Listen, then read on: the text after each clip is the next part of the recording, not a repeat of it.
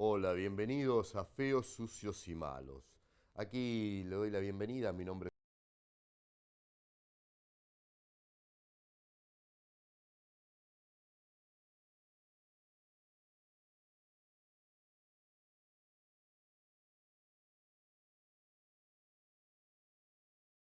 Disputa Poder en este escenario electoral, por ejemplo, aparecen, y es cantado, temas como la pobreza. De un día para el otro, a través de la narrativa de los medios hegemónicos de comunicación, se saltó de 10 a 12 y 13 millones de pobres, según cada observador, y lo interesante es ver cómo se edifica esa encuesta. Una de ellas, la más polémica, es la que dirigió la Universidad Católica Argentina. Bueno, con Andrés Pablo Haciaín vamos a tratar de revelar justamente no solo una metodología, sino una intencionalidad política. ¿Y dónde están los datos duros? ¿Dónde está con precisión eso que se llama la otra parte de la moneda? En la realidad, que es difícil que exista, como la verdad, que es difícil comprobarla, son cuestiones desde el ángulo en que se miran. Lo cierto es que cuando hay datos concretos nos permiten posicionarnos, ver dónde está lo legítimo, ver dónde está lo ilegítimo. De eso se trata este ejercicio. ¿Me acompañan? Vamos.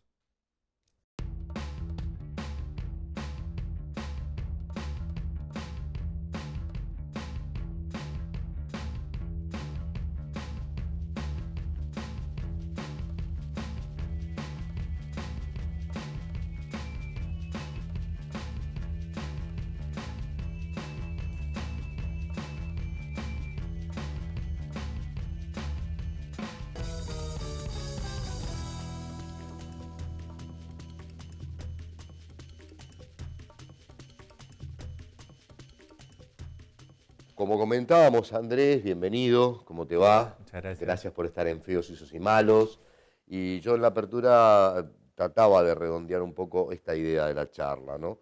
Los informes en los epicentros electorales que tienen que ver, como por ejemplo el polémico informe sobre la pobreza de la Universidad Católica Argentina, ¿no? ¿Cómo se construyen esos relatos que a la hora de echarle lupa te das cuenta que no hay 12 millones de pobres y que la situación es absolutamente contrapuesta? Y por qué se construyen con tanta impunidad?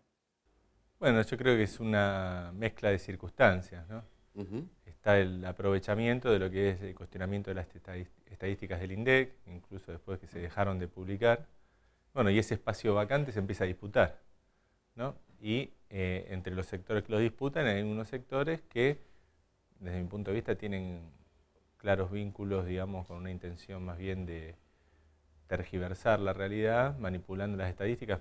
En general, digamos, podemos ir tomando los mismos métodos que critican al INDEC, pero utilizándolos para el mismo lado, para el otro lado, inflando, por ejemplo, los niveles de pobreza, ¿no? Las intencionalidades uno nunca sabe si son política, económica, una cuestión ideológica, personal, qué sé yo. Uno no sabe las motivaciones que hay detrás de ese proyecto, pero creo que es claro, en el caso del observatorio de la UCA, yo creo, bueno, se lo he dicho mano a mano, podemos decir, en una entrevista radial al propio director, que desde mi punto de vista no era honesto lo que estaban haciendo eh, desde un punto de vista intelectual, digamos, porque ellos tenían y sabían que su estadística no es real y que básicamente ellos tienen muy infladas las estadísticas de pobreza por dos motivos, pero uno es porque la inflación de ellos es más alta incluso que la que publica el Congreso. Cuando uno tira entre puntas, a ellos le da una inflación del 200%, la del Congreso es del 170% en el mismo periodo, entre 2010 y 2014, o sea que están por arriba de un índice, digamos, que es considerado como el extremo, ¿no? Nosotros, en base a estadísticas provinciales, en el mismo periodo encontramos una inflación de cerca del 160%. Y por el otro lado, ellos tienen una encuesta propia de ingresos, que nosotros lo detectamos y se lo señalamos, que no toma en cuenta los hogares de más alto ingreso. Entonces, si vos medís pobreza y no están los que más ganan, el porcentaje te va a dar muy alto. ¿Cómo nos dimos cuenta nosotros? Porque le recalculamos cuánto sería su índice de desigualdad. Y nos dio que su índice de desigualdad era que Argentina era uno de los países más igualitarios del mundo, de acuerdo al observatorio de la UCA, porque obviamente cuando vos en tu muestra no están la gente de plata, Claro, hay claro. muchos pobres en porcentaje, pero es una sociedad muy igualitaria, ¿no? Le daba un índice escandinavo, yo se lo mencioné, el mismo director del observatorio, Agustín Salvia, en esa entrevista admitió ese problema, que le daba un índice escandinavo. Casualmente, cuando esto trascendió, incluso en su momento Jorge Capitanich lo llevó al Congreso y señaló esto, la respuesta del observatorio fue crear un nuevo indicador de desigualdad, que antes no se publicaba, empezaron a publicarlo, que sospechosamente daba muy similar al del INDEC, y no, como nosotros le habíamos detectado, que tenía que ser un índice escandinavo, en términos de las sociedades más igualitarias del mundo. Y bueno, analizando cómo formaban ese índice, bueno, daban cosas disparatadas. Uno toma entre puntas y ellos dicen, bueno, el ingreso de los hogares creció un 13% en términos de poder de compra, con su inflación exagerada aún, entre 2010 y 2014. Esto incluso en los hogares de nivel socioeconómico bajo y muy bajo. Por otro lado, su índice de igualdad decía, hubo una mejora en la igualdad distributiva. Uno dice, bueno, si la gente tiene más plata con mayor poder de compra, la sociedad encima mejoró la distribución de ingresos, la pobreza tiene que bajar. No, a ellos le daba la pobreza estancada. Entonces, uno ahí lo que detecta es que en realidad lo que hicieron es cuando se trascendió que su muestra estaba sesgada, desde un punto de vista, dibujaron un índice de desigualdad y después se asaltan estas inconsistencias. Y bueno, todo esto lo que remite que entonces lo que hay es una manipulación metodológica para crear un escenario de catastrofismo social, una pobreza similar a los años 90. Claro, toda una construcción que al mismo tiempo tiene un soporte mediático muy duro, Sí, donde se busca generar una sensación de caos, ¿no? sí, y que la verdad que está muy blanqueado, porque uno entra a la página del observatorio, hay 4 anunciantes, tienen 4 patrocinadores, uno es la Fundación La Nación. Entonces digo, no hay que hacer una investigación muy detectivesca, por más que uno, incluso si le hiciera por ahí, encontraría alguna que otra sorpresita más. Ahora, Andrés, ¿cómo se revierte esta construcción de la mentira, esta manipulación? Porque si bien es cierto que tenemos el INDEC, también es cierto que ha habido toda una historia con el INDEC a la hora de poder blanquear un proceso de metodología, un proceso de sistematización. Entonces, ¿de qué manera, desde el punto de vista de los datos duros, se puede acompañar la realidad? Porque dice otra cosa la realidad. O sea, hay una realidad que habla de otro escenario, que no es el de los 11 millones, lo tengo anotadito acá, y medio de personas en estado de pobreza puro. Sí, bueno, yo creo que el ideal sería ir a una recuperación, digamos, de la credibilidad de las estadísticas oficiales, ¿no? Creo que eso fue un grave error, digamos, en términos de desprestigio del INDEC, y creo que abre la oportunidad de estas cuestiones, digamos, en esto, en la inflación, incluso en un montón de indicadores, digamos, que son realmente, cuando uno hace, en comparación con cualquier otro periodo anterior, de recuperación de la actividad, el empleo, disminución de la pobreza, después vamos a hablar, nosotros la estimamos. Y un montón de variables que decir, bueno, es un periodo que no tiene nada que esconder. Sin embargo, bueno, la falta de transparencia, sobre todo en lo que es los índices de inflación y después de pobreza oficiales, abren la puerta para que desde sectores opositores machaquen y pongan en duda todo, ¿no? Y esto incluso también en términos como por ejemplo el debate de la inflación, lo que hizo es que todos los sectores más o menos que tenían algún rol en la función pública y todo lo otro, dejaron de hablar del tema y dejaron regalada la cancha para que los únicos que hablen de la inflación y de sus soluciones sean los sectores más conservadores, que siempre las soluciones son en contra de los intereses populares, ¿no? Entonces, me parece que eso hizo daño. Entiendo que por ahí el riesgo es que en un blanqueo de las estadísticas de pobreza se pueda esconder o pueda surgir la manipulación de las estadísticas de inflación y eso pueda derivar en juicios de bonistas que tenían bono a tal inflación, entonces eso pueda traer, digamos, un problema de una carga sobre el Estado, digamos, el juicio de bonistas, entonces imagino que ahí habrá parte de la problemática incluso por rearmar esas estadísticas, la verdad que lo desconozco.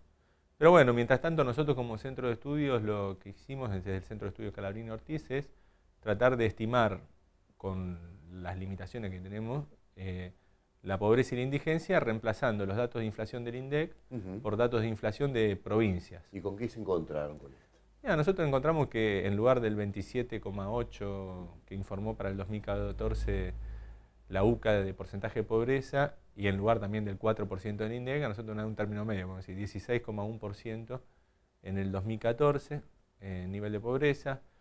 entre puntas, cuando empieza la EPH continua, que es la encuesta de hogares que se usa para analizar ingresos oficialmente, que nosotros usamos eso en términos de hogares, o sea, reemplazamos las estadísticas de inflación, mantenemos los datos de ingresos. Desde el 2003 era el 45,8% de la pobreza, en 2002 era peor, ¿no? Que alcanzaba casi el 50%, pero eso otra muestra. Entonces, entre puntas más o menos bajó 30 puntos porcentuales, es decir, 1 de cada 3 argentinos salió de la pobreza entre 2003 y 2014. 2014 frente a 2013 se percibe un leve aumento de la pobreza, 2,2%, que nosotros lo relacionamos a la devaluación y la aceleración de la inflación. Y en 2015 la predicción es que va a bajar un poquito porque bueno, la asignación, las jubilaciones, los salarios, todo viene aumentando por arriba de las proyecciones de inflación, ¿no? Ese es el horizonte, digamos, de la situación que nos encontramos. ¿En cuánto tiempo y con cuántas personas hicieron esta elaboración ustedes? Y esto, podemos decir, participamos varias, pero tenemos uno que es el capo de las estadísticas sociales, porque labura hace 20 años haciendo todo tipo de estimaciones, y después, digamos, con 3 o 4 personas más. Con todo el rigor metodológico. Sí, porque digamos, lo más difícil que son las encuestas no las realizamos, porque tomamos la EPH por un lado y las estadísticas oficiales de las provincias por ya están construidas. Y con una construcción metodológica sólida, porque son institutos oficiales, nacionales o provinciales, pero de esa manera, digamos, no es, digamos, una cosa que, como miden algunos la pobreza, la inflación que se mete en el coto digital o en el supermercado digital y ven cuánto están los precios, digamos. Es una muestra más abarcativa, digamos, cada provincia tiene su metodología. Nosotros lo que hicimos es tomar todas las provincias que midan precios y hacer el promedio, con la idea, podemos decir que es parte de una posición metodológica, estadística, que es cuanto más información mejor. Claro, digamos, los números se redondean y en promedio más o menos acompañan. Y bueno, y recalculamos las canastas. Y creemos, digamos, frente a los niveles, digamos, nos parece que nuestro indicador es plausible, porque la inflación también nos sirve para estimar poder de compra de los salarios, digamos, una serie de variables. Y cuando nosotros, como seguimos un montón de variables económicas, digamos, recaudación, actividad, empleo, nos da un nivel, digamos, que es compatible con el resto de las variables. ¿Qué más se puede encontrar en el Centro de Estudios Económicos y Sociales Scalabrini Ortiz? Bueno, si querés te cuento la idea, ¿no? La idea de ese centro es, nosotros lo que vimos es que en todo este periodo hubo una recuperación de parte de, podemos decir, de gente con ideas progresistas, nacionales, populares, en distintos aparatos del Estado que estaban cooptados por tecnócratas del liberalismo, ¿no? Que eran, digamos, los cuadros que habían permanecido de, digamos, etapas de gestión con una proyección neoliberal. Pero lo que veíamos es que, podemos decir, el ámbito no del Estado, sino de la sociedad civil, del mercado, seguía totalmente inclinado hacia la derecha, al punto que gente conservadora, pero más o menos ubicada, digamos que no eran unos dementes como los demás, como Bain, por ejemplo, en el ámbito económico, ya parecía de izquierda, porque al no haber nada, contrabalanceando, digamos, ser todos uno peor que el otro, diciendo que esto iba a explotar desde el 2003 hasta ahora, digamos, que el dólar iba a saltar, la inflación se iba a disparar, que se cae la economía, que vuela todo por el aire, errándole durante 12 años y sin embargo tenían la permanencia mediática. Nosotros dijimos, bueno, ahí hay un lugar para disputar, ¿no? Entonces la idea nuestra es dar la disputa en ámbitos de la sociedad civil, que incluyen el Estado, entendiendo que la lógica de Estado-sociedad civil es una lógica liberal. En realidad la disputa no es Estado-sociedad civil, sino la disputa es corporaciones económicas versus pueblo organizado, en el Estado, en la televisión, en los medios académicos, en los lugares, digamos, de opinión y de construcción de lo que puede ser en este caso.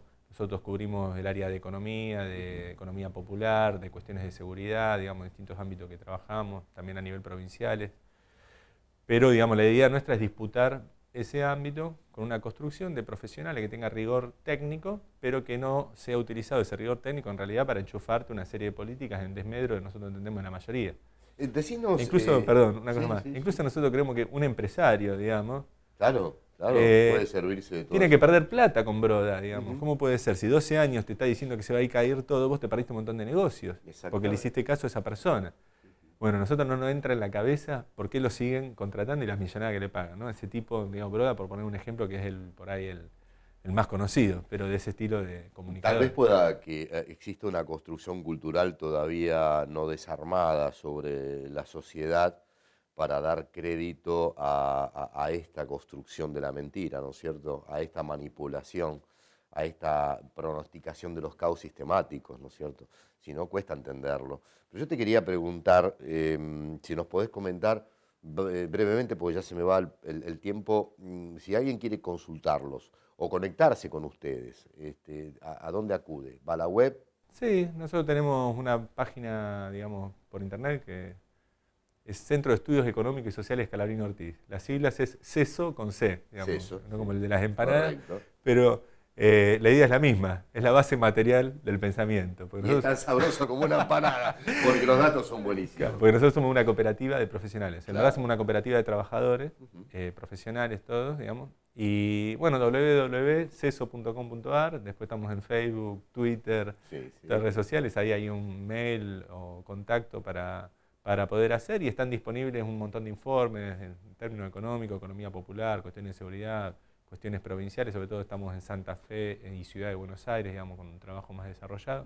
Pero bueno, la idea es seguir construyendo, también hacemos asesoramiento técnico, propuesta de política, análisis sectorial, encuesta, digamos, hay de todo. Digamos, la idea es disputar Sin duda. en todo lo que es el laburo técnico profesional, bueno, tratar de construir, digamos, que cuando hay un intendente nuevo, un sindicato, un grupo político, una cooperativa, Puede apoyarse en todo el material de ustedes y toda la no capacidad. recurrir, digamos, a las consultoras que una y otra vez sistemáticamente, digamos, trabajan básicamente para que nos vaya mal a todos, ¿no? Exactamente.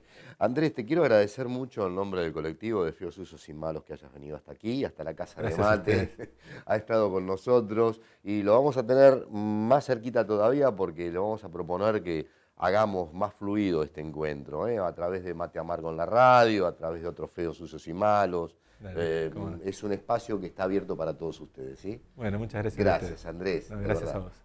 Y gracias a ustedes,